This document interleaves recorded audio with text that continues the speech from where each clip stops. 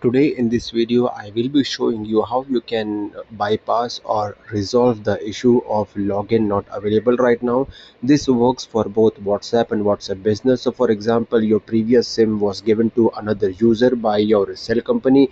You might have not done recharge, or the SIM was inactive for some specific time, and now you bought a new SIM card for yourself, and once you try to initiate or activate WhatsApp or register WhatsApp or WhatsApp Business, you face this issue. So the process is really simple. It works on both WhatsApp and WhatsApp Business. You just need to find the app, that is WhatsApp or WhatsApp Business. Just search for the app and tap and hold on the app, as you can see in the video. Once you tap and hold, you will get the option called as app info. Click on app info. Once you are in the app, click on data usage, sorry, storage usage, and click on clear cache and clear data.